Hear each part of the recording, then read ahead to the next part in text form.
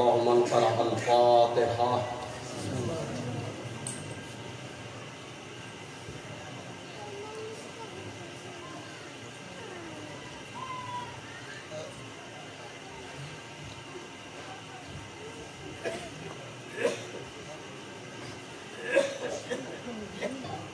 لا حول ولا قوة إلا بالله العلي العظيم أعوذ بالله من الشيطان الرجيم بسم الله الرحمن الرحيم رب اشرح لي صدري ويسر لي أمري واحلل عقدة من لساني يفقهوا قولي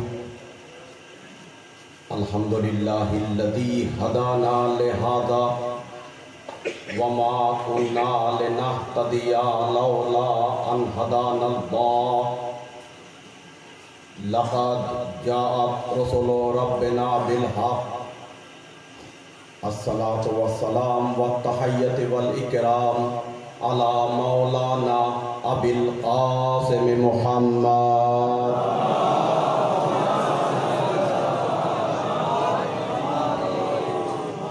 وآله الطيبين الطاهرين لا سيما على أمير المؤمنين ولعنة الله على أعدائهم أجمعين إلى يوم الدين أما بعد فقد قال رسول صلى الله عليه وآله وسلم حبي وحب أهل بيتي فوائد في سبعة مواطن صلوات محمد وعليه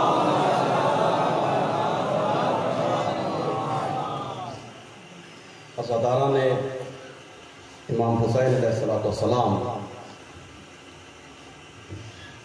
खूब सुंदर बक्तव्य दुटी मजलिस कमप्लीटली मजलिस শুনলেন এরপরে আর কিছু বলার থাকে না যেহেতু সময় হয়েছে কিছু মানুষ রৌদ্রেও বসে আছে কষ্ট লাগে আমার মনে আমি গদির উপরে বসবো আর তারা মাটিতে বসে আছে ওই জন্যে সময় বেশি নেব না মাওলানা সাহেব আজকে জান্নাত জান্নাত আমার একটু লোভ হলো জান্নাতের উপরে আমার ভাই রহিমউদ্দিন তিনিও মাইক করে জান্নাত কথাটি শুনতেও ভালো লাগে তা আপনারা সকলেই কিন্তু জান্নাতে বসে আছেন জান্নাত যেখানে মা ফাতেমা থাকে সেখানে জান্নাত জান্নাতে ছাড়া কিছু অন্য কিছু যদি থাকে তুই নে যা ভাই মা ফাতেমা যেখানে থাকে সেইটা আমাদের অটোমেটিকলি জান্নাত হয়ে যাবে জান্নাত অমুক যাবে তমুক যাবে ছোট মিয়া যাবে বড় মিয়া যাবে ভাই ট্রেনে তো সবাই ওঠে কোনো গর্ব আছে আজকে আমি ট্রেনে উঠেছি কোনো কথা হলো জান্নাত ও যাবে জান্নাত ও যাবে জান্নাত ও যাবে আরে তোদের জান্নাতে যাবে আর জান্নাতের মাওলা আমার হোসেন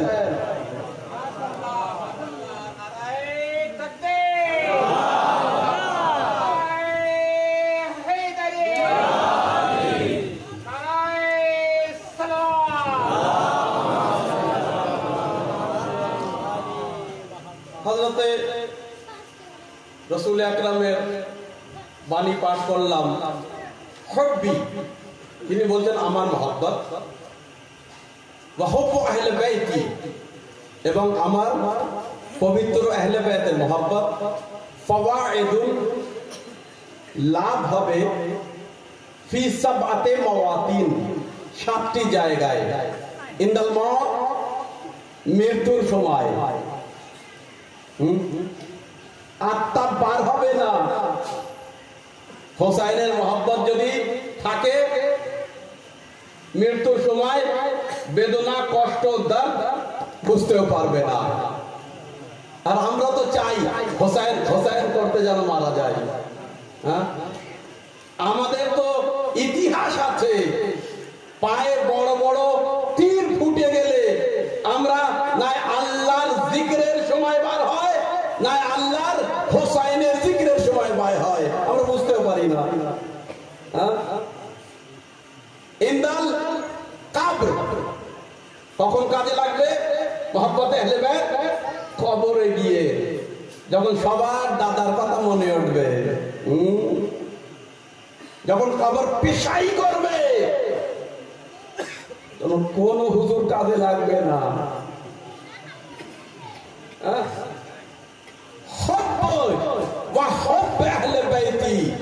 মাত্র আমার মহব্বত নবী বলছেন, এবং আমার আহলে বাইতের মহব্বত। কারোর মহব্বত কাজে লাগবে সেটা গ্যারান্টি আছে? নবী বলেছে? বলেন কিন্তু।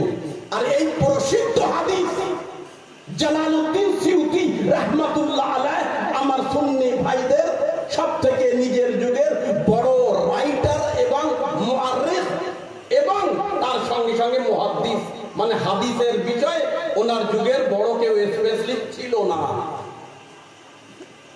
যদি ক্ষমতা থাকতো কমিশন নিয়ে দুটো চারটে নাম তো বাড়িয়ে দিতে পারতো।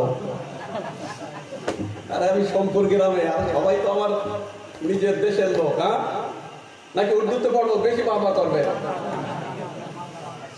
আমার অনেক যারা বয়স হয়ে গিয়েছে, খোকা তুই একটু দেশের দিকে আইবিনি, ওরা উর্দুতে কি বলে যুবকেরা বাবাকেরা আমরা বুঝতেই পারি না।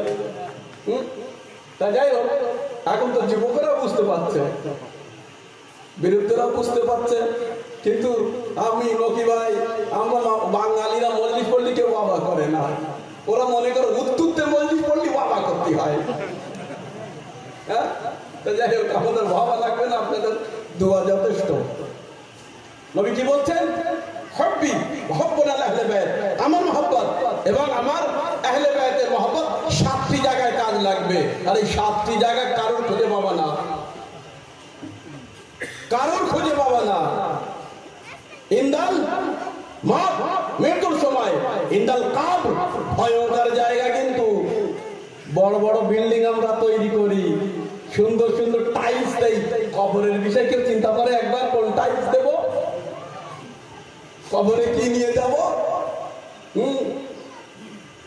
এই যে অশ্রুনা মাসায়েবে দোয়া করেন আপনার চোখের ওপরে আর মায়ের পবিত্রতার উপরে। বিষয়টা বুঝলেন কি বললাম? মন থেকে বলেছি, হয়তো মনে লাগতে পারে। ইনদাল হিসাব, বাপ রে বাপ, দারুণ কঠিন জায়গা। কিন্তু সাধারণ একটা মিস্ত্রি কাজ করলে মালিকের কাছে যখন হিসেব দিতে হয় কঠিন লাগে, বলেন তাই কিনা? হিসেব অক্ষরটাই কঠিন। তার মানে এক্সাম, পরীক্ষা, তামাম রাত মানুষ পড়ে, ঠিক পরীক্ষার কাগজ দেখে সব ভুলি দেয়। নবী বলছে ঘাবড়াস না, আমার আহলে বাইতকে ভালোবাস, হিসেবের সময় আসান করে দেব। কোথায় হিসেব? আরে টিকির ছেলের টিকিট লাগে ট্রেনে, বাংলা বুঝতে পেরেছেন তো? যাচ্ছি, জিবরাইল, মিকাইল, ইসরাফিল, জালালউদ্দিন যারা, কেন ভাই এটা জান্নাত, আমি যাবো। তোর যাওয়া হবে না, টিকিট। আমাদের যার আমরা গোলাম, সে নিয়ে যাচ্ছে, তুই কে রে? তার টিকিট ছেলের টিকিট লাগে? লাগে না। আপনারা সবাই তো গোলাম মানে হোসেন। আর শুধু আপনারা নয়, হিন্দু পর্যন্ত সে যদি হোসেনকে মানে। আমার কাছে কিন্তু শিয়া সুন্নি কোনো ধর্ম হয় না, আমি সব ধর্মের লোকের সঙ্গে মিশি। মানবতার খেদমত নবীজি কিন্তু একবারও বলে যায়নি যে শিয়া আমাকে ভালোবাসবে, আহলে বাইতকে না। শিয়া করে গেলে ব্যবহার হয়নি, কিন্তু যে নবীকে ভালোবাসবে তার এই 7টি জায়গায় কাজ লাগবে। আর এই 7টি জায়গায় কাজ কিন্তু কঠিন। এই 7টি জায়গায় 8ম জায়গা নেই। আর ইন্দাল মত, এই হাদিসটি বলে নেই, কারণ জালালউদ্দিন সিউতি রাহমাতুল্লাহ আলাইহ আমার আহলে সুন্নাত ভাইদের নিজের যুগের সবথেকে বড় ইমাম সাহেব, এই হাদিসটি লিখেছে কোরবান তার হাতের উপরে, তিনি থাকলে হাতকে চুম্বন দিয়ে দিন না। হ্যাঁ, ইন্দাল মওত, ইন্দাল কবর। তৃতীয় ইন্দাল হিসাব, যখন হিসেব কিতাব হবে, খুব কঠিন হিসেব কিতাব। কিন্তু সন্তান দিলাম, লালন পালন করেছিস কিনা, মসজিদ দিলাম, নামাজ পড়িলি কিনা, মাওলানা দিলাম, তার থেকে লাভবান হয়েছিলি কিনা, ইমাম বাড়ি দিলাম, সেখানে পলিটিক্স করেছিস না আজাদারি করেছিস। মাওলানাদেরও তোর জ্ঞান দিয়েছিলাম, জ্ঞান ছড়িয়েছিলি না পকেটে রেখে দৌড় মেরেছিলি। পাগড়ি দিয়েছিলাম, সেই পাগড়িটা ব্যবহার করেছিলি না কাট মেরে চলে গিয়েছিলি।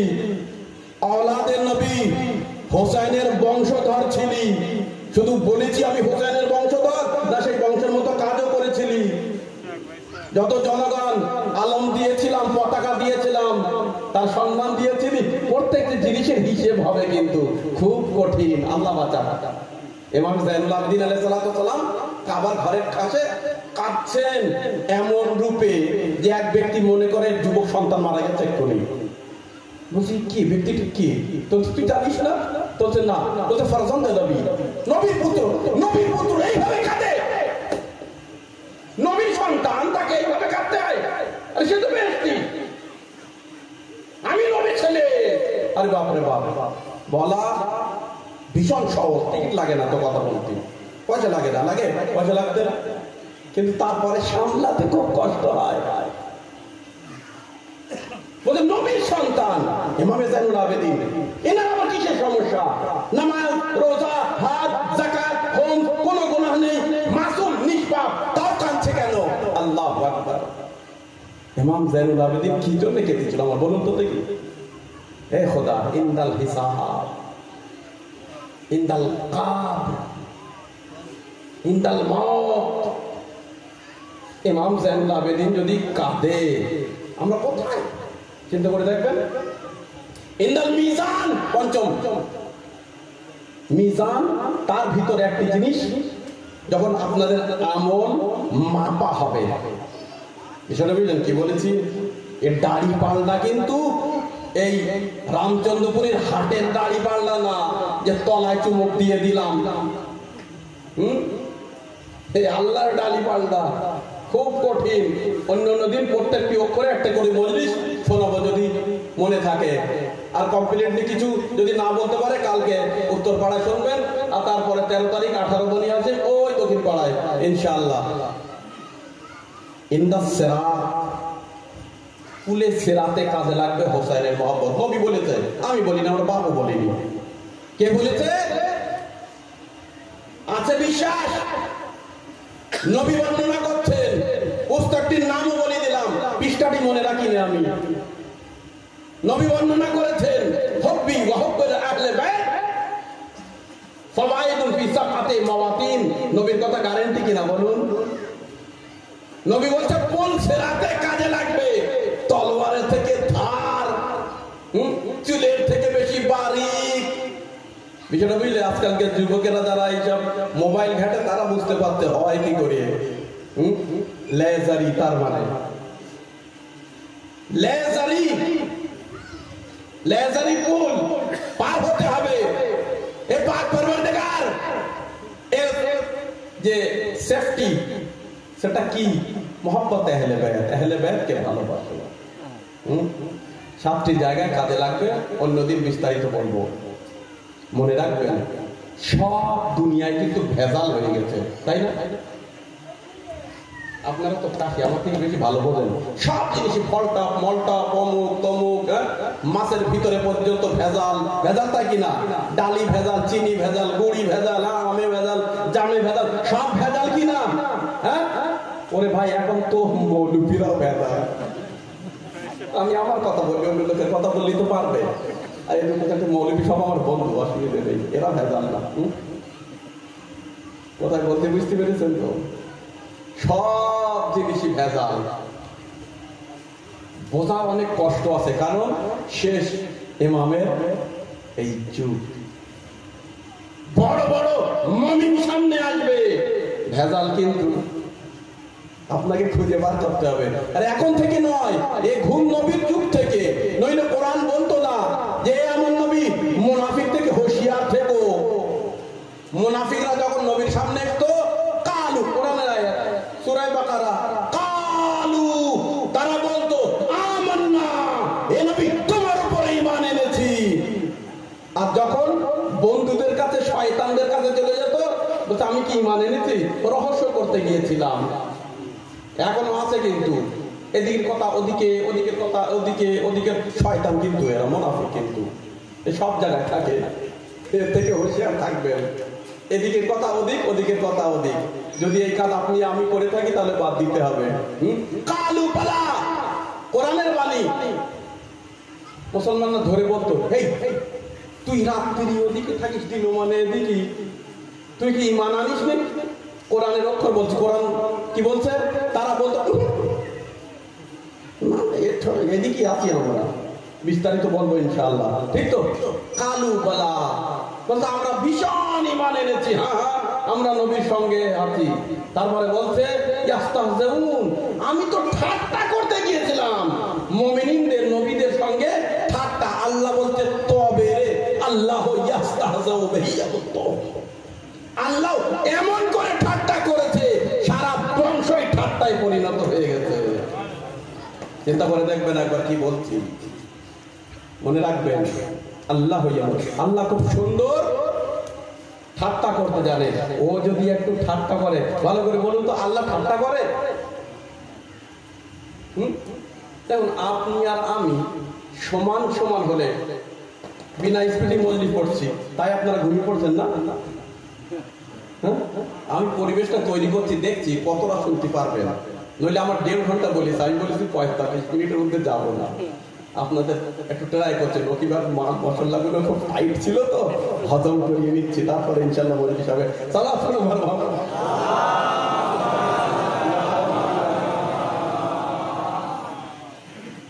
শোনেন, সব জিনিসই ভেজাল। ওরা জুলুসে যাচ্ছে আমার যুবকেরা। একমাত্র মনে রাখবেন, আজাদারি ছাড়া সব জিনিসে ভেজাল।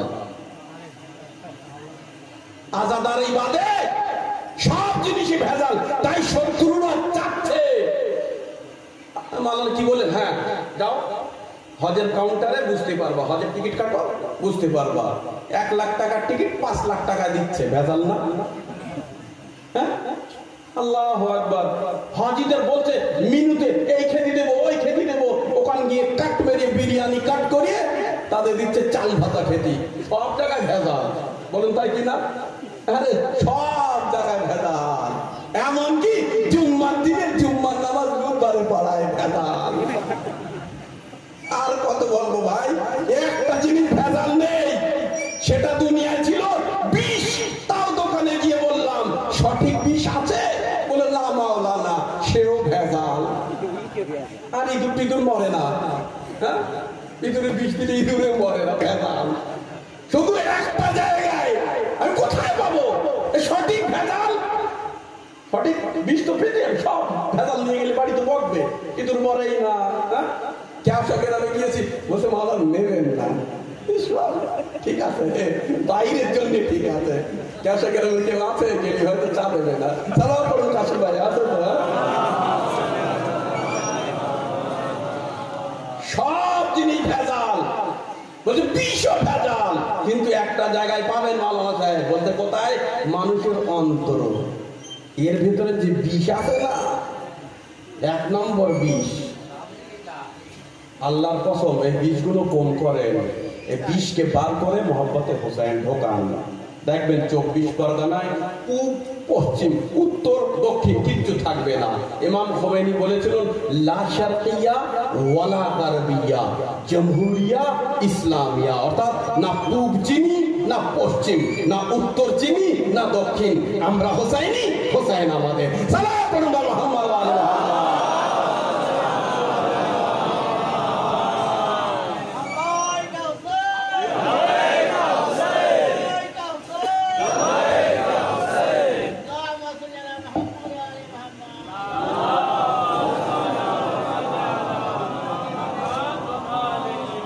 কথা বললেই তো হয় না, কথার প্রমাণ দিতে হয়।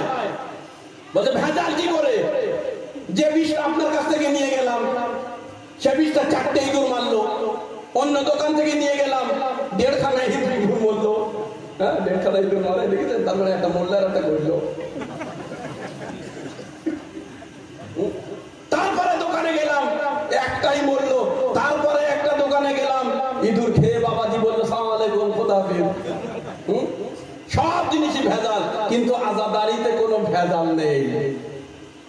কাশ্মীর থেকে কন্যাকুমারী পর্যন্ত যত মুমিনিন আলম তোলে সব ডিজাইন এক, যত তাজিয়া তোলে সবার ডিজাইন এক, যত মুমিনিন কাঁদে তাদের অশ্রু এক, তাদের আত্মা এক।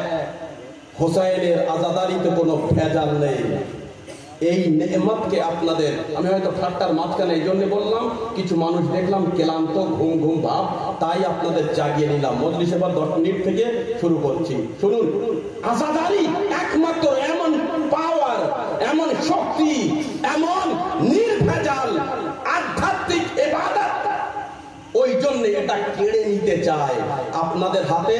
শুধু যেন আলম থাকে, আলমের ভিতরে আব্বাসের মোহাব্বত যেন না থাকে। তাবুত থাকে, তাবুতের ভিতরে যে হোসাইনের মোহাব্বতটা আছে না জড়িয়ে, ওটা যেন না হয়। তাই আজাদারি থেকে কি করে দূরিয়ে রাখা যায়, গন্ডগোল আজাদারদের মাঝখানে পাকিয়ে দাও। এই যারা ফ্রেশ যুবক, এরা যেন একদিন আস্তে আস্তে দূরে চলে যায় আর বলুন, ভাই তুই 5,000 চান্দা নে, তবে আমার জড়াস নে কমিটিতে। এটা বুঝলেন? যারা মোড়ল মাতব্বর আছে, কি বলছি চিন্তা করে দেখবেন, একটু ওলামাদের কাছে বসার চেষ্টা করবেন, আর কিছু ভালো আধ্যাত্মিক ওলামা তৈরি করবেন, যাদের ওলামা বলে, আলিম ওলামা বলে।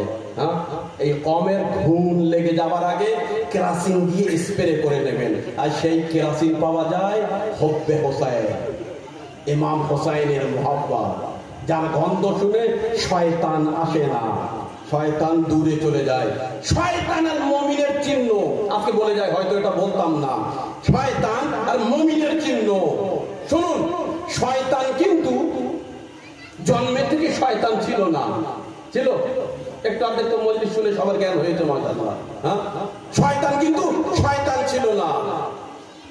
সে এত ইবাদত করত, এত রিয়াজত করত, যে তার ফেরেশতাদের মাঝখানে বসানো হলো। তার ফেরেশতাদের মাঝখানে। সব বাংলা বুঝতে পারছেন তো, না হিন্দিতে বলবো? হিন্দি মজলিস আমার বাংলা থেকে বেশি ভালো বলতে হয় মাঝে মাঝে।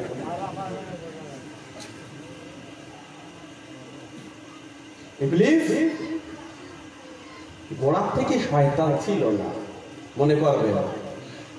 আল্লাহু আকবার। ষষ্ঠম ইমাম বলছে, নিজের প্রত্যেকটি মিনিটই নিজের উপরে লক্ষ্য রেখো। ইবলিস কিন্তু প্রথমে ইবলিস ছিল না, শয়তান ছিল না। হঠাৎ করে একটা কথা ব্রেনের ভেতরে পাক দেয়, মানুষ উগ্র হয়ে যায়। ওই একটি কথায় সারা জীবনের আমল পুড়ে যায়, ধ্বংস হয়। কি করে হয়? ডেইলি 300 টাকা, 400 টাকা, 500 ইনকাম করিয়ে টাকাগুলো আনেন, আর একটা দেশলার কাঠি দিয়ে আগুন জ্বালিয়ে দেন। একটা দেশলার কাঠি এতটা টাকা পড়ায়। হ্যাঁ, এই আমলগুলো এইরকম, এতটা আমল একটা কথায় কিন্তু পুড়ে যায়। শয়তান চিনবেন কি করে? তাই তো, শয়তানকে চিনবেন কি করে? আসুন, শয়তান যখন তার বার করে দেওয়া হচ্ছে, যখন আল্লাহর দরবার থেকে আদমকে সেজদা করেনি, ঘটনা মনে আছে তো? পুরো ঘটনা যাবো না, সময় কম, আমরা অন্যদিকে যেতে হবে। শয়তান যখন আদমকে সেজদা করেনি, তখন বার করে দেওয়া হচ্ছে, ফাখরুজ ইন্নাকা আনতার রাজিম, পার হয়ে যা, দূর হয়ে যা, তুই শয়তান, তুই রাজিম, চলে যাচ্ছে। টুক করে জিবরাইল বলছে, জিবরাইল বলছে, হ্যাঁ একটা প্রশ্ন আছে, তো যাচ্ছিস তখন বল। কি প্রশ্ন? বলছে, আল্লাহ তো জানতো যে আমি সেজদা করব না। আল্লাহ তো সব জ্ঞান রাখে, বলেন আল্লাহ আলিমুল গায়ব কিনা? আল্লাহ তো জানতো যে একদিন এইরকম হবে। আল্লাহ তো জানতো, লোকের দিকে দেবেন, আল্লাহ তো জানতো যে আমি সেজদা করব না, তাহলে এতদিন পুষেছিল কেন? আমরা ওখানে বলছি, আল্লাহ তো জানতো ভবিষ্যতে কি হবে, আল্লাহ জানে না? আর একটা চাষি তাই জানে এই ফসলের ভবিষ্যৎ কি। হ্যাঁ, একটা মাওলানা তাই বলে এই তালাবার ভবিষ্যৎ কি, একটা মাস্টার তাই বলে ছাত্রের ভবিষ্যৎ কি, বাপ মাতাই বলতে পারে আমার সন্তানের ভবিষ্যৎ কি, আর আল্লাহ বলতে পারে না? আল্লাহ বলতে পারে তো? তাই প্রশ্ন করছে ইবলিস, বলছে জিবরাইল, বলছে হ্যাঁ বল। বলছে আল্লাহ তো জানতো আমি সেজদা করবো না, আল্লাহ তো জানতো আমি এই পাপ করব, তাহলে এতদিন ধরে ফেরেশতাদের মাঝখানে আমার স্থান দিলে কেন? তার মানে কোথায় প্রশ্ন করেছে বুঝতে পেরেছেন? তার মানে আল্লাহর ইলম, আল্লাহর জ্ঞানের উপরে প্রশ্ন করেছে, আপত্তি করেছে, অবজেকশন করেছে, তাই তো?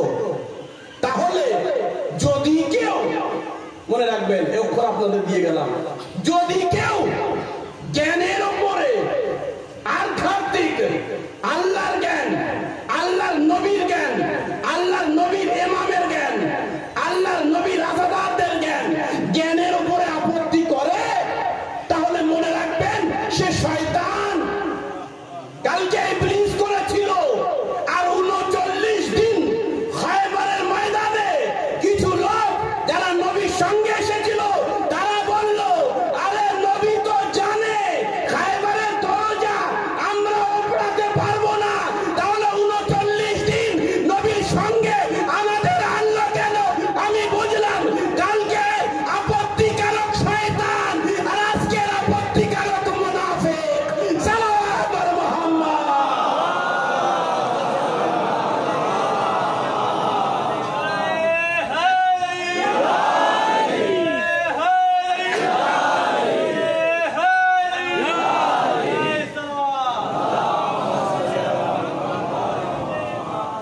যে মাসুমের উপরে আপত্তি করে, অবজেকশন করে, সে নাই শয়তান নাই মুনাফিক।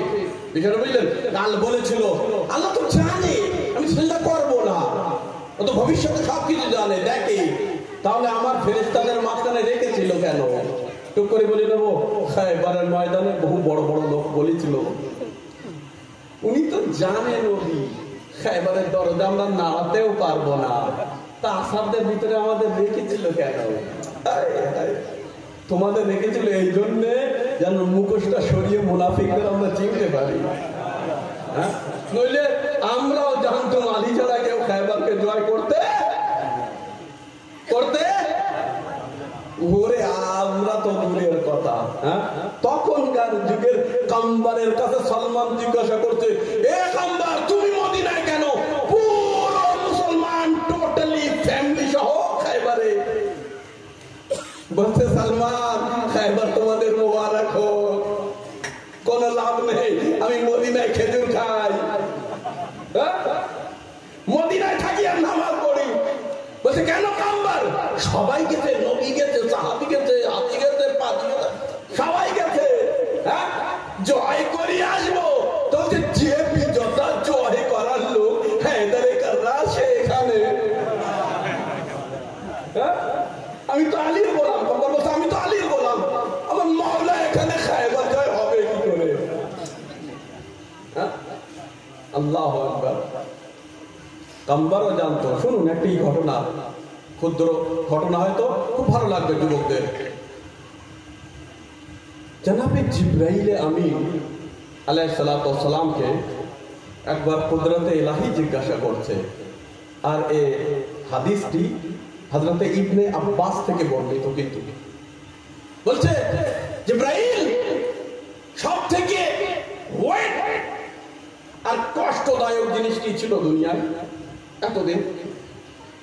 বলছে কওমে লূত, নাম শুনেছেন নিশ্চয়ই, একজন হযরতে লূত নবী ছিলেন, তার কওম কথা শুনতো না।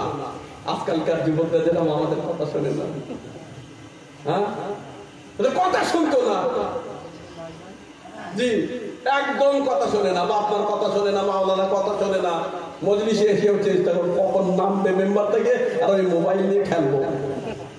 যাই হোক, ছোট করে বললাম, হাই পাওয়ার দিলাম না, কথা শোনে না, অনেক গুনাহ করে, ত্রুটি করে, বাদ দিলাম। ডিটেলস ওলামায়ে কেরাম বসে আছেন, এনাদের সামনে বেশি বলা উচিত না। লূত দোয়া করছে আল্লাহর কাছে, দোয়া আল্লাহ তাবারক ওয়া তাআলা লুতের বদদুয়া গ্রহণ করে, কিন্তু মনে রাখবেন একটা জিনিস, আল্লাহ দুয়াকে বেশি তাড়াতাড়ি গ্রহণ করে বদদুয়া থেকে, কারণ আল্লাহ রহমানুর রহিম। আপনি 10 বার কোন মুমিনের জন্য দোয়া করেন, আল্লাহ গ্রহণ করবে, আর 100 বার তার জন্য বদদুয়া করেন, তার গ্যারান্টি নেই। আল্লাহ রহিম, আল্লাহ করিম, আল্লাহ সবার জন্য, আল্লাহ শান্তির জন্য, অশান্তির জন্য নয়। বিষয়টা বুঝলেন? আল্লাহ দয়ালু, আযাব দেওয়ার জন্য নয়। নবীরা পর্যন্ত আযাবের জন্য বলিয়ে বলিয়ে বলিয়ে বলিয়ে আর আল্লাহ চেষ্টা করতো আযাবকে কিভাবে না দেওয়া যায়। মনে রেখেছেন কি বলেছি? ওই জন্য যারা কমের লিডার হয় তাড়াতাড়ি যুবকদের বক্তি নেই, হঠাৎ করে টেম্পারেচার গরম হতে নেই, লাস্ট পর্যায়ে তা আগে বোঝাতে হয় মায়ার সঙ্গে, ভালোবাসার সঙ্গে, প্রেমের সঙ্গে, মুখে সবসময় হাসি রাখতে হয়। যদি কেউ গ্রামের মেম্বার হও, যদি কেউ প্রধান হও, শেখো সবসময় যেন দাঁত দুটো দেখা যায়, তার মানে সবসময় হাসতে থেকো। বিষয়টা বুঝলেন কি বললাম? এই ক্ষুদ্র বয়সে বলে গেলাম। এখন জিবরাইলকে জিজ্ঞাসা করে, জিবরাইল সব থেকে কঠিন কাজ কি ছিল, সব থেকে ভারী জিনিস? বলছে যখন হযরতে লূত দোয়া করলেন আমার কওমের উপরে আযাব নাযিল হোক, তখন 7টি বড় বড় শহর ছিল লূতের কওমের। আল্লাহ তাবারক ওয়া তাআলা বলল, হে জিবরাইল যাও, এই 7টি শহর মাটি সহ উপড়ে নিয়ে চলে এসো। বিষয়টা বুঝলেন কি বললাম? চন্দ্র জানে যাওয়া সহজ, গ্রহকে উপরে তুলে নেওয়া যায়। চিন্তা করতে পারছেন কি বলেছে? আর একটু নিকটে এসে বলবো, চন্দ্রে যাওয়ার জন্য 25 বছর তপস্যা করে পুরো ভারত, আমাদের গর্ব, আমরা চাঁদে পা রেখেছি, I am India, I am on the moon. কত সুন্দর লাগে না বলতে? বিদেশে কি এবার চাঁদের উপরে, আরে ভাই 1400 বছর আগে চাঁদের টুকরো টুকরো করে দিয়েছিলাম। তখন যদি একটু শিখতিস, যখন সলুনি সলুনি কাবলান তাফতাইনুনি মাওলা আলী বলছিল শিখে নাও, যদি কেউ একটু বুদ্ধিমান থাকতো বলতো মাওলা কি করে টুকরো করা যায় আমরা একটু শিখে দেন। কিন্তু কোথায় তাদের প্রশ্ন? কেউ বলছে আমার মাথার চুল কতটা, হ্যাঁ, কেউ বলছে ঘোড়া কত মাইল দৌড়ালে সূর্য পর্যন্ত পৌঁছে যায়। আল্লাহু আকবার। লেড়া যদি হতো কি বলতো আমার মাথায় কতটা চুল? হ্যাঁ, সালাম আল্লাহ মুহাম্মদ ওয়া আলি মুহাম্মদ। বলছে জিবরাইল কে আদেশ দেওয়া হলো 7টি বড় নগরী শহরকে উপরে মাটি সহ তুলে নিয়ে চলে এসো 7ম আকাশে। জিবরাইল 7টি দিন এই 7টি শহর বলছে আমার ডানার উপরে এই রূপে 7 দিন নূরি দিন। তার মানে বলেন এই দুনিয়ার দিন না, কিন্তু নূরি দিন, আকাশের ওই আল্লাহ, হ্যাঁ, কায়নাতের ঊর্ধ্বের যে দিন, সে একটি দিন কিন্তু অনেক বড় হয়। বিষয়টা বুঝলেন কি বলেছি? তার অন্য দিন শুনবেন ক কোটি ক হাজার ক ঘন্টার দিন হয়। এই যে বলে না এতটা মানুষ হিসেব কিতাব হবে কি করে? হ্যাঁ, তা আমি যদি এই পেটে যে বাচ্চাটা আছে 9 মাস 10 দিন, তার যদি বলি খোকা শোন, একটা দুনিয়া আছে, সেখানে তোর 70 বছর বয়স হবে, হ্যাঁ, সেখানে লর্ড প্লেন উড়বে, বড় বড় লর্ড ট্রেন চলবে, সে বলবে ও আব্বা চুপ কর, বোকা বানাস নে, আমার দুনিয়া এই, আমার রাস্তা মায়ের নালি, আমার খাদ্য এই, সে বুঝবে? বুঝবে না। এইরূপ আমরাও আখিরাতের বিষয় বুঝি না। কিন্তু আহলে বাইত আমাদের বলে বেহেশত আছে, সলসাবিল আছে, হজে কওসার আছে, হিসেব আছে, ইয়াকুত ও জামারুদ আছে, হুর আছে, গেলামান আছে, আমরা কিচ্ছুই বুঝি না, কারণ আমরা দেখিনি। তো দেখেছি? হ্যাঁ, যাই হোক, এইবার এই নূরি বছর সেখানে চলবে, এই তো 60 বছর। হযরত নূহ আলাইহিস সালাম বলেন বাস শেষ উম্মতের লোকের বয়স 60 থেকে 70, বলতো হ্যাঁ তুই তো আমি একটা সেজদায় কাটিয়ে দেই, এ তো একটা সেজদায় কাটিয়ে দেই, এর কোনো বছর হলো? চিন্তা করে দেখবেন একবার, নূরি বছর, 7 দিন 7 রাত। জিবরাইল বলছে কত কষ্ট, কত ভারী, তো সেটা বুঝতে পারেনি। কিন্তু খায়বারের দিনে আল্লাহ আদেশ করলো, জিবরাইল তাড়াতাড়ি চলে যাও, আলী জুলফকার বার করেছে, মারহাবের 2 টুকরো হয়ে গেল, তার আগে পৌঁছে যাও, আলীর তলোয়ার যেন মাটিতে না পৌঁছায়, নইলে এই পৃথিবীর মাটি 2 ভাগ হয়ে যাবে। মিকাইল ইসরাফিল ডান হাত বাঁ হাত আলীর ধরো, যেন আলীর হাত মাটি পর্যন্ত না পৌঁছায়। জিবরাইল বলছে আমার লাইফে, আমার জীবনে এত ভারী কখনো আমি অস্ত্র দেখিনি। যখন আলীর অস্ত্র একবার মারহাবের উপরে পড়লো, মাটি 2 খণ্ড হয়ে যেত। আমি জিবরাইল, মিকাইল ও ইসরাফিল ধরে নিলাম। সালাওয়াত পড়ুন মুহাম্মদ ওয়া আলি মুহাম্মদ।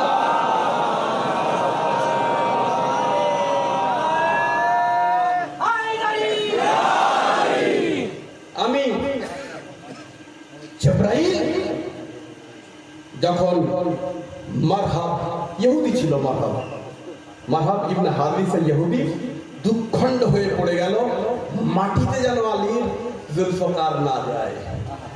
আমি বলবো হে জিবরাইল ছেড়ে দিলে ভালো হতো, ছোট দুনিয়া হতো।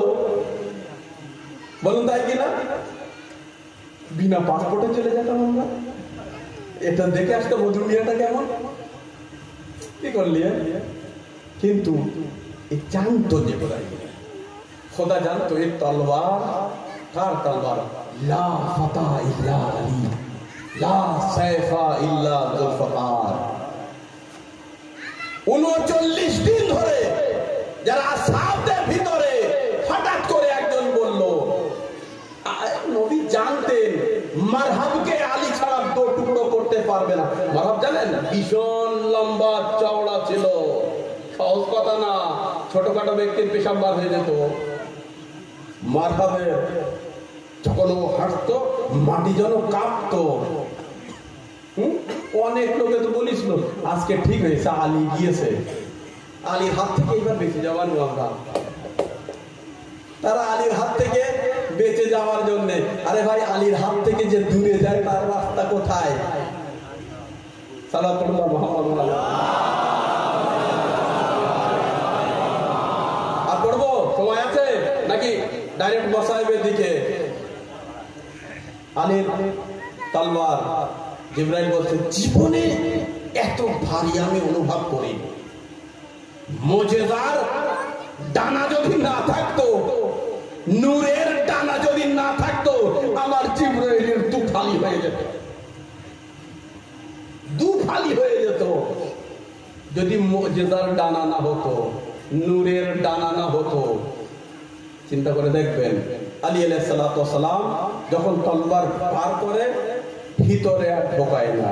এই যে খুনি বললেন না কত সুন্দর অক্ষর, যে মালিক আস্তার তোমার তলোয়ার আর আমার তলোয়ার পার্থক্য এটা, তলোয়ার 2টি, কিন্তু আমি 70টি নসল দেখে চালাই, আর মালিক চালিয়ে যায়। মালিক দেখে বিরুদ্ধে কে আছে, কিন্তু আলীর তলোয়ার 70টি নসল দেখে। মাঝখানে যে ব্যক্তি এসছে তার 70 বংশেও যদি কেউ মুমিন থাকে, তলোয়ার কিন্তু তার গায়ে আঘাত স্পর্শ করে না। আল্লাহু আকবার। এই তলোয়ার, তাই একবার বলেছিলাম এক জায়গায়, এই তলোয়ার ছিল কাম্বার আর আলীর কাছে মদিনায়। কাম্বার সবাই হুড়হুড় করে যাচ্ছে, খায়বারের টাকা পয়সা মাল দৌলত এত এত ছিল, জানেন তো নিশ্চয়ই।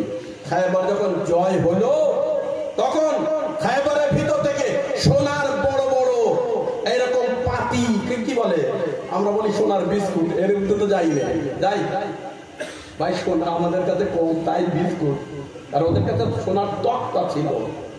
যখন জয় হয়ে গেল তখন বড় বড় সাহাবীরা আগে এসলো, জানেন যখন বাইরে থেকে ডোনারেরা পয়সা দেয় কিছু লোক আগে আগে চলে আসে। ঠিক বলছি না বেঠিক বলছি? হ্যাঁ, যখন চান্দা চেতে যায় অনেক লোক ঘরের ভিতরে ঢুকে যায়। ভাই চান্দা চাঁদি এসছে, বলছে দেখো ছোট পয়সাটা বার করে খুঁজি। ছোট নোটটা 10 টাকার নোট, 20 টাকা, সত্যি 20 টাকার নোট তোর কত ভাগ্য। হ্যাঁ, চান্দার জন্য তুই বার হইস, আর 5000 টাকার নোট হয়নি। যাই হোক, চলে আসলো সোনা দানার বড় বড়। এইবারে করুণ আনতে হবে। এখানে কে স্বর্ণকার আছে ভাই? কে স্বর্ণকার আছে? না, নেই। তাহলে গিয়ে জিজ্ঞাসা করবেন গ্রামে। সোনা কিন্তু ল দিয়ে কাটা যায় না, সোনা ল দিয়ে কাটা যায় না।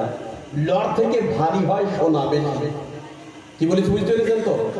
সোনা লর থেকে বেশি ভারী হয়, আর সোনা ল দিয়ে অত সহজে কাটা যায় না, যদি বা যায় অনেক কষ্ট করে। কি বলছে বুঝতে পেরেছেন? এইবারে তারা এসছে, অভিজ্ঞতা ছিল না, বড় বড় সোনার তক্তা মুড়ে মুড়ে পড়েছে, এটা আমার, এটা আমার।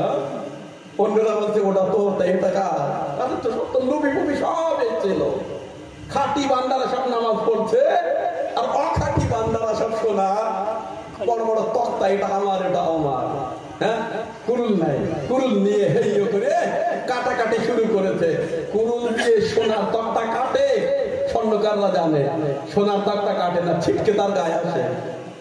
হ্যাঁ, কেউ এখানে জখম, কেউ এখানে জখম, কার এখানে জখম। সোনাও আজকে ভাগ্যে নেই। চল, মুশকিলে পড়েছি, মুশকিল কোষা। একবার কি দেখে খাইমার ভিতরে মাওলা আলী নাফিলা নামাজ পড়ছিলেন, আলী ভীষণ সমস্যা। বলছে কি, সোনার যে বড় বড় তক্তা এ কুরুল দিয়ে কাটছে না। বলছে দুট বোকা, সোনার তক্তা কুরুল দিয়ে কাটে, ডুপ্লিসিটি করতে নেই, কারণ হক মেরে খেলে আরো কাটে না। চল আমি দিচ্ছি। হ্যাঁ, নবী মিসকি আসলেন, বলছে যাও আলী যাও, এখন তোমার তীর লাগবে না, তলোয়ার লাগবে না। ও ময়দান যখন তুমি জয় করেছো, ময়দান জয় করতে কত সময়। আলী গেলেন, আর দেখেছেন আপনারা খাওয়া দাওয়ায় যে পাপড়, পাপড়ের মতো আলী তুলে, এটা তোর, এটা তোর, এটা তোর। হ্যাঁ, একবার এক ব্যক্তি বলছে, আরে আমিও মানুষ, আলীও মানুষ। বলছে যা একটু নিকটে, নিকটে গিয়ে সোনার তক্তা তুলতেও পারছে না। বলছে আলী তুমি কি খাও? বলছে আমি যাই খাই না কেন হালাল খাই। সালাত আর মুহাম্মদ ওয়া আলিহি।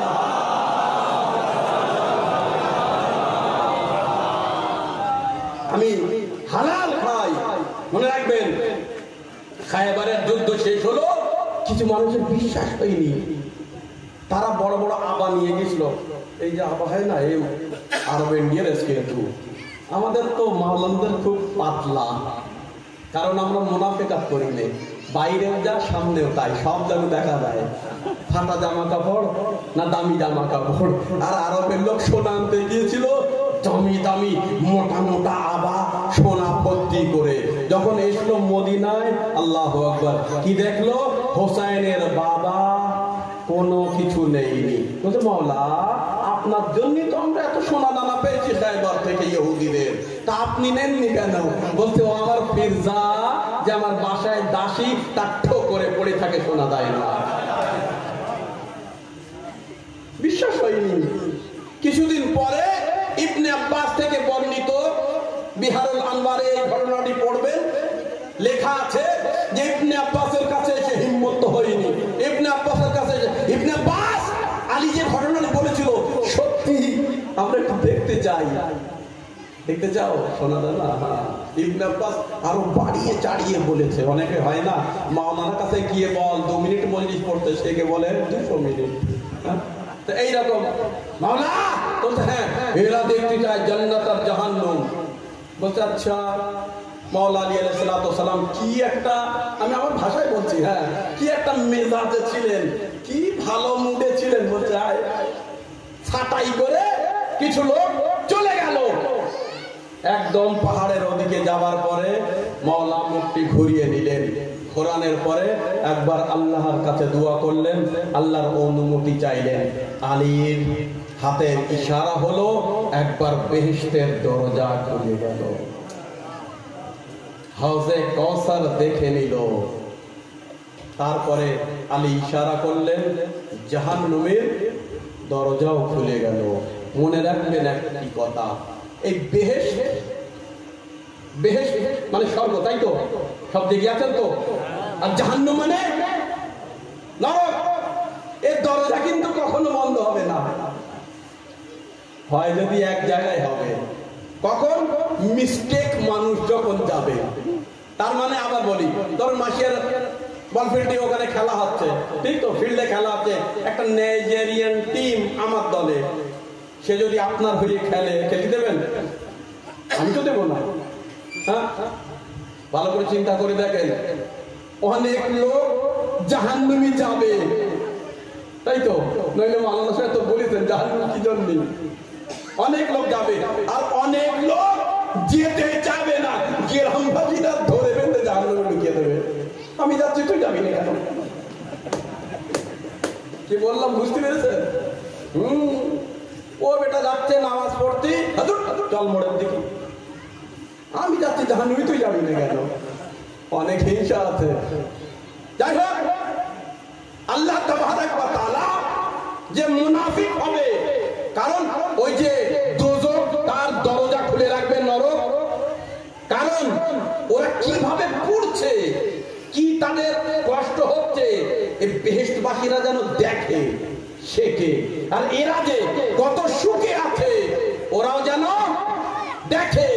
একবার এক সাহাবী বলছে, ইয়া নবী আল্লাহ, এমন কোন ব্যক্তি আছে যে দরজা পর্যন্ত গিয়ে আর যেতে পারবে না? বলতে হ্যাঁ। বলতে কে? বলতে আমার আলীকে যে শত্রুতা ঘিরে নিতে পারে। দারুণ পয়েন্টের কথা প্রশ্ন করলি রে। বলতে এমন কোন লোক আছে যে দরজা গিয়ে ফিরে আসবে? বলতে হ্যাঁ। বলতে তারা কে? বলতে যে আলীকে ঘৃণা করবে। বলতে একটা ঘটনা বলেন।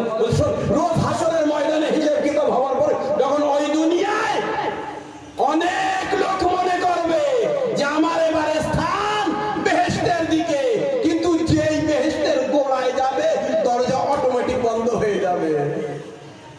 বলবে আমার অপরাধ, বলবে তুই আলীকে ঘৃণা করতিস, আলীর সন্তান হাসান হোসাইন দরজায়। এই দুনিয়ায় থাকো, যত পারে চাটনি রুটি খাও, কিন্তু ওখানে কিন্তু দরজায় হাসান আর হোসাইন। হ্যাঁ, ওখানে হাসান আর হোসাইন পঞ্জতনকে না মানলে হবে না ভাই, হবে না। আমি সবার সবসময় বলি। যাই হোক, একবার বেহেশত দেখলো, ওই যে ব্যক্তিরা গেল আলীর সঙ্গে, কাজ শেষ করে দিলাম। বেহেশত দেখলো, কিন্তু সত্যি এ মানুষ না, এ আজীব গরিব সৃষ্টি, এ দারুণ নমক আরাম। চলে আসলো কুফায়, কুফার ঘটনা। বলছে জাদু টাদু হবে, আমরা কি দেখলাম, ভয় এরা আবার ভূমি। আরে তোর জীবনে কোনোদিন বেশ দেখিস নি, তোর চিনবি কি? ভালো করে বুঝবেন আমি কি বললাম। ভাই ধরেন আমি একটা কাপড় আপনার কাছে কিনতে দিচ্ছি, আমি বললাম সুতির হয় জানো, তাহলে নিশ্চয়ই আপনি টেরিকট কিনবেন, তারপরে তো বলবেন সুতির। আর যে মানুষ জীবনে কাপড় দেখেনি সে কাপড় চিনবে? তো বলছে এই জান্নাত কি করে হয়, তো তুই জীবনে দেখিসনি তো হয় কিনা, হয় কি বুঝবি? বলছি এই জাদু। চলে আসলো, কিছু লোক আসলো, তার ভিতর মিসামে তাম্মারও ছিল, এহতেমালান আবু কাহাফাও ছিল। এসে বললো, জানি না এই অক্ষরটা বুঝতে পেরেছেন কিনা, সাল্লাল্লাহু মুহাম্মদ ওয়া আলিহি। শেষ করে দিলাম। একবার আসলো, আসার পরে বলছে মাওলা ওদের বিশ্বাস হয়নি। তোদের কি হয়েছে? ওদের হয়েছে না, তুই বল তোদের কি হয়েছে? 50-50 আমরা আমার ভাষায় বলছি। তার মানে দু মনায় আছি। আলী মসজিদ দেখাতে পারলো কিনা, বলছে আয় আমার সঙ্গে। কুফার মসজিদে নিয়ে চলে গেল। একবার মাওলা আলী ইশারা করলেন, কুফার মসজিদ মুক্ত হয়ে ভর্তি হয়ে গেল, মুক্ত হয়ে ভর্তি হয়ে গেল। একজন মাওলা বললেন হাতে নিও না, আখিরাতের মুক্ত চাও না এখানকার মুক্ত চাও? মিসামে তাম্মার বলল মাওলা এ মুক্ত আমার ঠোকরে থাকুক, আমি আপনার গোলামি চাই। মিসাম, তাহলে ওখানে পাবে তুমি। মিসাম হওয়া অত সহজ না। অনেক লোক কিন্তু শর্টকাট করে মুক্ত তুলে নিয়েছিল। মুক্ত, এবার একটা পয়েন্ট বলে শেষ করে দেই। দেখুন, আপনারা বাঙালি, আর আমাদের এখানে ঝিনুক শামুক অনেক পাওয়া যায়, যায় কিনা যায়? শেষ করে দিলাম। পাওয়া যায় তো, ওর ভিতরে থাকে তো মুক্ত। অনেক শিক্ষিত লোক বসে আছেন, ওর অনেক গুণাবলী আছে। স্কিনের জন্য যে ক্যালসিয়ামটা ওর ভিতরে থাকে সেটা খুব কাজে লাগে। কিন্তু মুক্ত জিনিসটা, ওই যে ঝিনুক, ঝিনুক কিন্তু সহজ জিনিস না। আমাদের বাংলায় পাওয়া যায় বলে, দুনিয়ায় এমনও মুক্ত আছে যে তার দাম 7,22,000। ক্যালসিয়াম যে ব্যক্তি হচ্ছে এই মুক্তর কারবার করে বর্তমান দুনিয়ায়, তার যে বড় হেড, 2010 সালে একটা মুক্ত বিক্রি করলো 7,22,000 কতশো ডলার। বিষয়টা বুঝলেন কি বললাম? এটা খুঁজে দেখবেন, পাবেন। এই কিছুদিন আগে চীনের একটি নদী আছে, সেটা দক্ষিণ দিকে। সেই নদীতে সব থেকে বড়, ভালো, সুন্দর যে মুক্ত পাওয়া যায় তাকে বেল বলে। ভীষণ দাম তার, এক একটি কিছু হোক 8-10,000 ডলার করে তার দাম। কিন্তু মুক্তর এর ভিতরে কেন চিন্তা করে দেখবেন। আমাদের মুখের ভিতরে তো জীব আছে, হ্যাঁ? আমাদের মানুষের, আমরা তো উত্তম সৃষ্টি, আমাদের মুখের ভিতরে মুক্তি হয় না কেন? মানুষ যখন কথা বলে দুই একশো মনে এক বিষ। আপনারা জেগে আছেন তো? মানুষ কথা বলে মনে হয় বিষ, মুক্ত তো দূরের কথা, ও গলায় মুক্ত ছড়িয়ে পড়ে ওর কথা শুনে। হ্যাঁ, বলছে অত সহজ। এই যে ঝিনুক, এর একটা গুণাবলী আছে, এর ভিতরে 7টি পর্ব থাকে, 7টি পর্দা থাকে। যখন বাইরের কোনো কিছু ওর ভিতরে প্রবেশ করে, এই ঝিনুকের ভিতরে 1000 ঝিনুকের ভিতরে যদি প্রবেশ করে, একটি ঝিনুকের ক্ষমতা এই যে তার ভিতরে মুক্ত হয়। সব ঝিনুকের ভিতরেও হয় না, কিন্তু বুঝলেন কি বলেছে? মুহাব্বতে আহলে বাইত সবার মনে আসে না মুক্তর মতো। তাই বলি যে মা বাবাকে ধন্যবাদ জানান, আপনাদের মনের ভিতরে আহলে বাইতের মহব্বত আছে। 1000 শামুকের ভিতরে খুঁজে দেখবেন, খুঁজে দেখবেন, খুঁজে দেখবেন, হয়তো নাও পেতে পারবেন। তারপরে 1000 একটা থাকে। আর কি জন্য এই মুক্তগুলো হয় জানেন? এর ভিতরে বাইরের কোন জিনিস প্রবেশ করলে সেই জিনিসটাকে সে সরানোর জন্য, তার প্রভাবকে নিষ্ক্রিয় করার জন্য ও একটি ওর ভিতরে স্প্রে মতো করতে থাকে। তার মানে কি জানেন? বদ জিনিসকে দূর করার জন্য ওর ভিতর থেকে একটি লালা মতো টোপায়, সেই লালা ভবিষ্যতে গিয়ে মুক্ত জমা হয়। আল্লাহু আকবার। বিষয়টা কি বলেছি বুঝতে পেরেছেন? ওর ভিতরে বাইরের একটি পয়জন, সেই পয়জনকে কাটার জন্য ও যে জিনিসকে স্প্রে করে, সেই জিনিস স্প্রে হয়ে মুক্ত হয়। আর আমরা নিজেদের বন্ধুদের কখনো কখনো এমন স্প্রে মেরে দেই, সারা জীবনের জন্য কথা বন্ধ। হ্যাঁ, যাই হোক, মনে রাখবেন, ওই জন্যে এই মুক্ত এমন ভাবে আমাদের ইসলামী দৃষ্টিকে নারীদের বলা হয় মুক্ত। আর ঝিনুকের যে হিজাব, যে পর্দা, ওই পর্দা করে থাকো, কারণ তোমরা দামি মুক্ত। কোরআনের ভিতরে একটা ব্যাখ্যা আছে, মনে রাখবেন। ঝিনুকের একটি যে গুণাবলী আছে, সেই গুণাবলী হচ্ছে যে ও কোন জিনিস ওপেন রাখে না, মূল্যবান জিনিসকে লুকিয়ে রাখে। বুঝতে পারলেন? লোকানো, কোন জিনিসকে লোকানো অত সহজ কথা নয়। কিন্তু যারা বড় হয়, যাদের আত্মা বড় হয়, তারা লোকায়। আর না তো যাদের আত্মা ছোট হয়, সব কথা বক বক বক বক করে বলে দেয়। বিষয়টা কি বলিস বুঝতে পেরেছেন তো? আটটা বড় করতে হবে লোকাতে গেলে। আর যখন আপনি লোকাবেন আল্লাহর নিকটে চলে যাবেন। পশ্চিম বাংলার শিয়া, ক্ষমা করে দিও আমার, তোমরা আমার যুবকেরা, আমার ভবিষ্যৎ, একটু মনকে কবর খোলা বানাও। মনকে কি করো? কবর খোলা বানাও। মৌলা আলী বলছে তোমাদের মনকে কবর খোলা তৈরি করো। যা কিছু বললো দাফন করে দাও, দাফন করে দাও। শট করে ফট করে রিয়েকশন করো না। হ্যাঁ, মুক্ত এই জন্য ওর ভিতরে আল্লাহ অন্য কারোর ভিতরে দেয়নি, কারণ ও লুকাতে পারে, তাই এত বড় দামি ওর ভিতরে। শুনুন বা শেষ করলাম। আর এই যে মুক্ত সৃষ্টি হয়, নেটে সার্চ করে দেখেন, মিনিমাম একটি ঝিনুকের ভিতরে 6 মাস, মিনিমাম 3 বছর, তার ঊর্ধ্বে এই বয়স না হলে মুক্ত হয় না। তাহলে একটি মুক্ত পেতে গেলে 6 মাস অপেক্ষা করতে হবে, 3 বছর অপেক্ষা করতে হবে। আয় মেরে মৌলা আলী, আপনাকে কেউ চিনল না।